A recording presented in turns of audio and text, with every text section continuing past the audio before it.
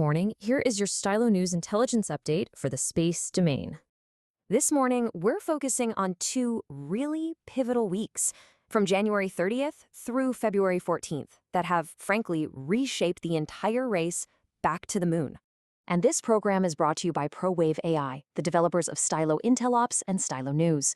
Now, this briefing is really designed to analyze the key events that set the stage for our full explainer, the space economy boom, trillions at stake beyond Earth, which is available today, Friday, February 17th.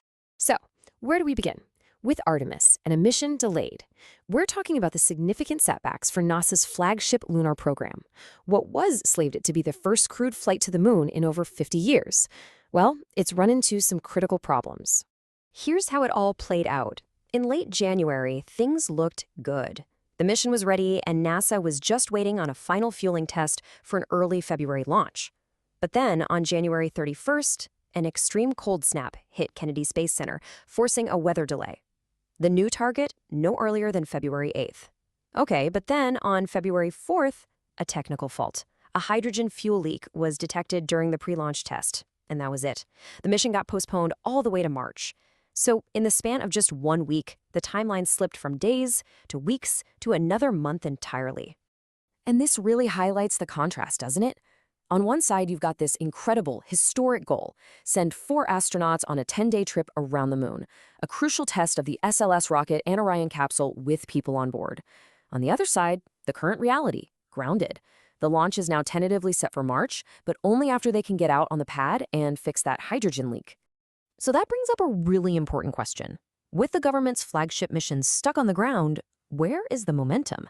Well, it turns out these delays in the Artemis program created an opening, and the commercial sector, they responded with some pretty decisive and strategic action.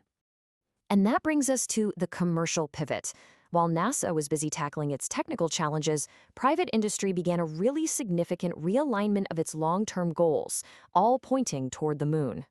And things moved quickly. On February 1st, Jeff Bezos' Blue Origin paused its space tourism flights to focus on its NASA lunar lander contract. Then, on the 5th, Elon Musk merged SpaceX with xAI to go after building orbital data centers.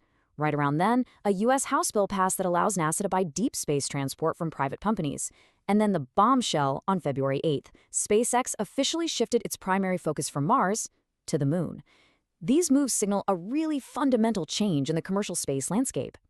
This whole shift has been dubbed the lunar pivot. We're talking about SpaceX's strategic move away from Mars first colonization to instead building a self-growing city on the moon, and doing it within a decade.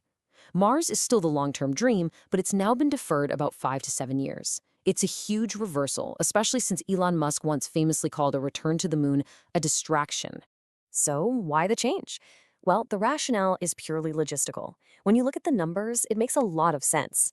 A trip to the moon takes about 2 days, with a launch window opening up every 10 days. A trip to Mars, on the other hand, takes 6 months, and you only get a launch window every 26 months. The moon is just a much more rapid and practical path for establishing a human presence beyond Earth. This whole commercial pivot didn't just end with announcements. It actually culminated not in another delay, but in a successful and historic launch, which only intensified this new international race to the moon. So picture this. It's the pre-dawn hours of February 13th at Cape Canaveral. The focus of the entire space world has shifted to a commercial launch pad where SpaceX was getting ready to launch its Crew 12 mission to the International Space Station. And the mission was a complete success. It sent an international crew of 4 from NASA, ESA, and Roscosmos to the ISS for an 8-month tour. This was critical because it restored the station to its full crew after Crew 11 had to return early due to a medical emergency. But there was also a huge technological milestone: the first ever landing of a Falcon 9 booster at landing zone 40. That means the rocket landed right next to the pad it launched from, a massive step for even faster reusability. The Crew 12 launch just underscores how capable these commercial partners are. They're not just supporting players anymore. They are central to this very competitive landscape that includes multiple national programs, each, as you can see, with its own ambitious lunar goals. So all of these events have really set the stage for some critical developments. Let's turn to the week ahead and what you should be watching in the space domain. There are some key milestones coming up fast. First, Crew 12 is expected to dock with the ISS later today, February 14th. We'll be keeping a close eye on NASA as they continue repairs on Artemis 2 for that revised March launch target. Also in March, SpaceX is targeting the 12th test flight of its Starship vehicle, which is absolutely crucial for their new lunar plans.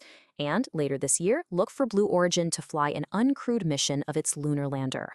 So, to sum this all up in your intelligence briefing, this 2-week period truly represents a significant turning point in space exploration. It was marked by government delays on one side and a decisive commercial shift toward the moon on the other. But you have to remember, the events we've just outlined, they're all part of a much larger economic and strategic competition. And the stakes for the nations and companies involved are absolutely massive.